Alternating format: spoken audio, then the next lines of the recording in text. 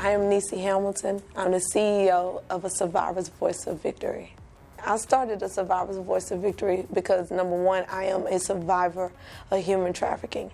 And I noticed that our literature did not display African American girls as survivors.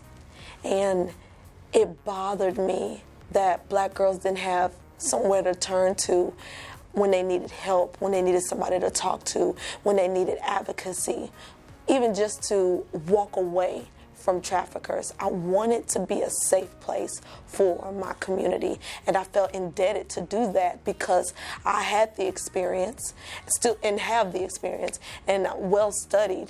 And it made more sense for me to meet the girls where they were at instead of just,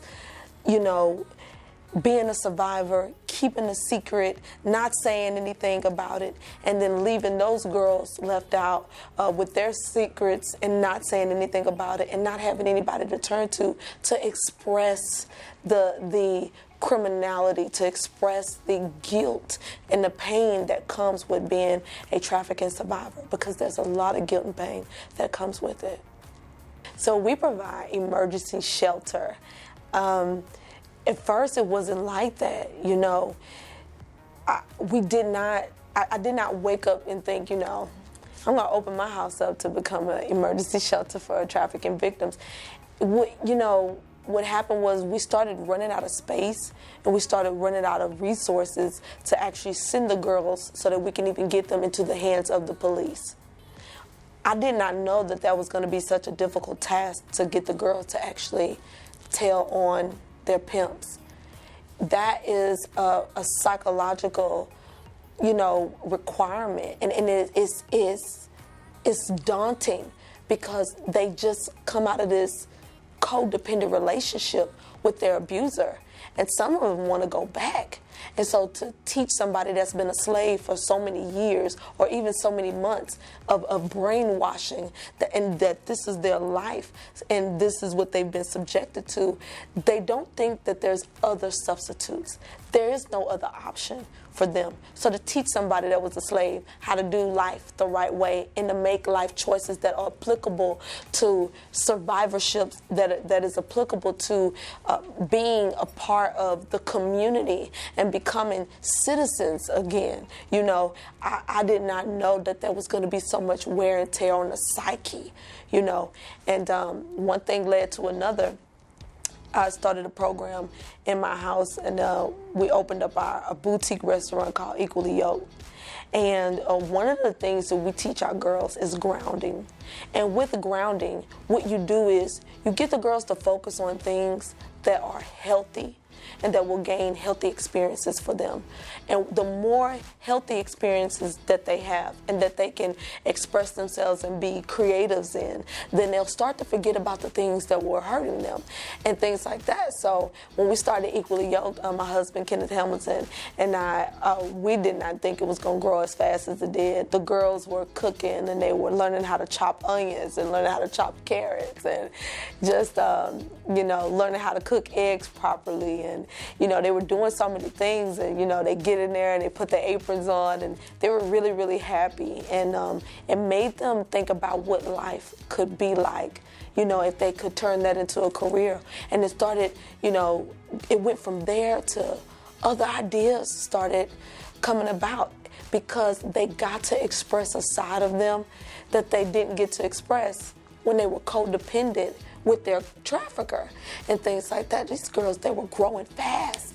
They were blossoming. It was like, man, where can we go from here? So Kenneth was a key player in our organization because he became stable for the girls because the girls were able to get jobs.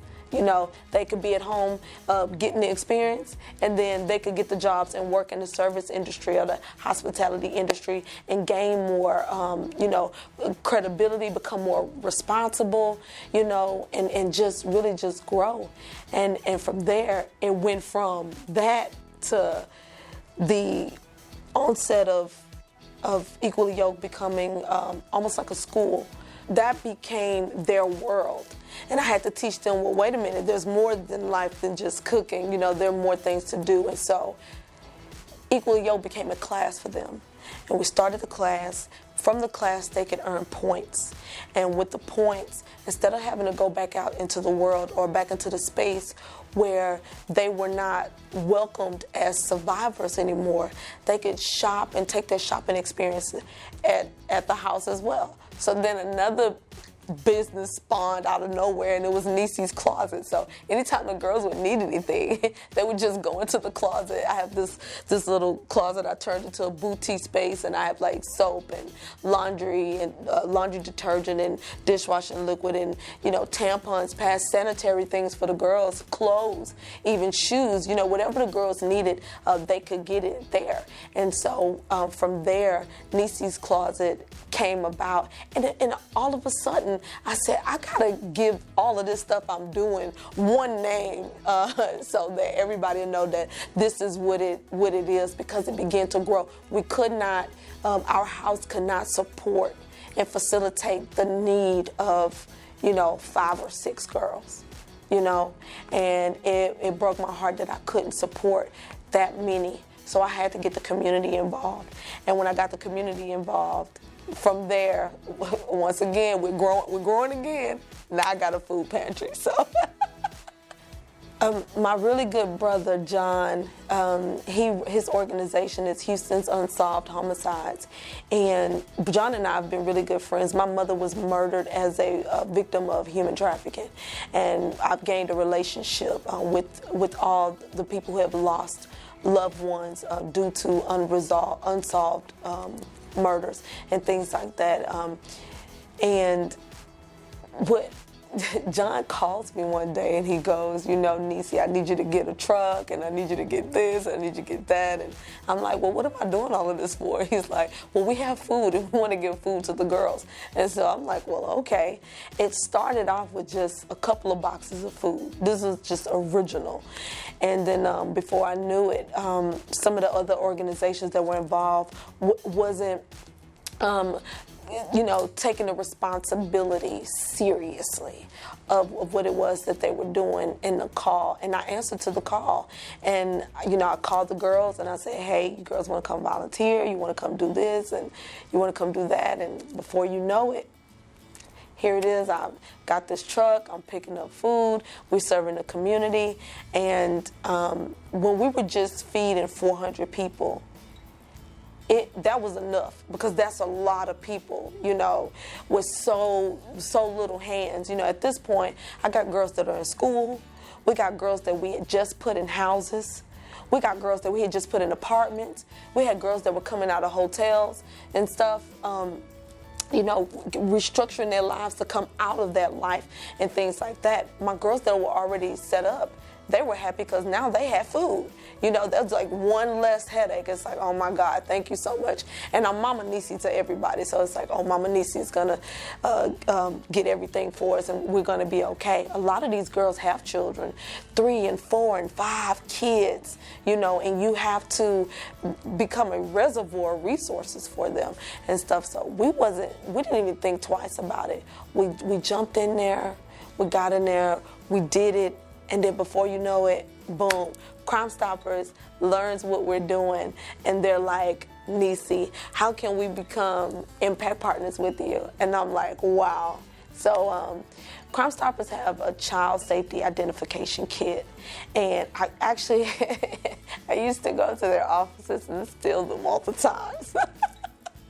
And I would take them so that I could give them to the girls. That way, if we ever had lost children, we can always find them, because we want to put the authority back into the parents' home. We want to put the responsibility of raising children back into the homes in the hands of the parents and things like that. If your child comes up missing, we shouldn't be looking for them and putting all the evidence-based gathering information shouldn't be at the hands of the police officers. The parents should know things too, and they should know what the doctors know as well. And we wanted parents to be secure in that. And so before you know it, we doing food. The girls are volunteering because they're getting points so they can go shopping in Nissi Closet. And now the community knows more about human trafficking. And we're getting those child safety identification kits out to thousands of people in the community. And it's working.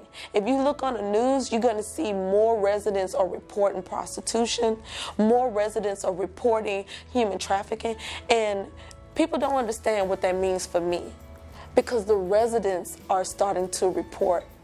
They don't wait for people that are above them, or people that are actually social workers that are working in the the circle where the reporting would happen at, or people are not waiting for DFPS to do all the reporting and all of the work. The residents are doing it, and that's exactly what we want. We want our communities to be cleaned. We want human trafficking to end. This has to stop. We no to prostitution in our communities. It devalues our property.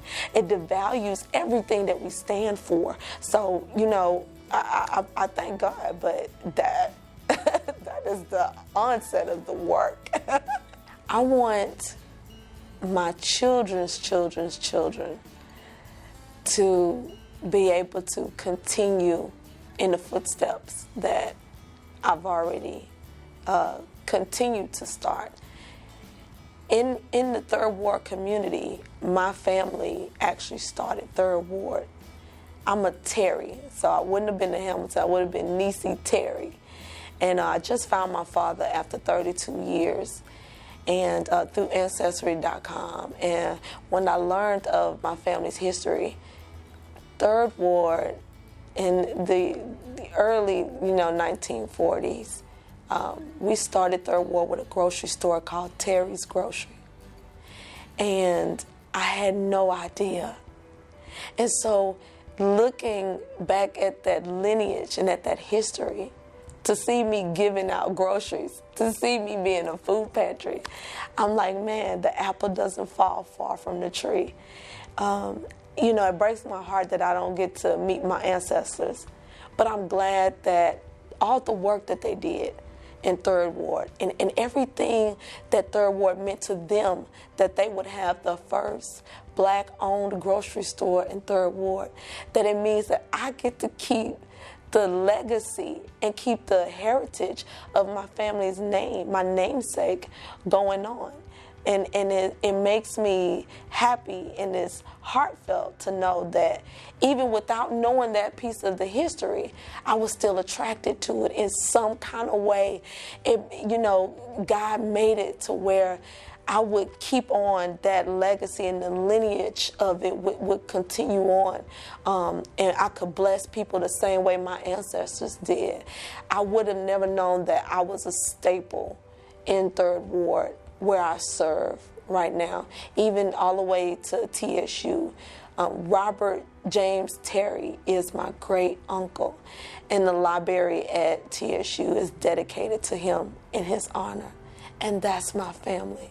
So I would have never known had I not been doing the work, had I not remained committed, had I not been able to communicate my creative side after surviving human trafficking with my community, the fact that I get to share that. So the legacy is all about pioneering, continuing to pioneer African-American owned grocery stores, but doing it through, love, life, liberty, and loving God.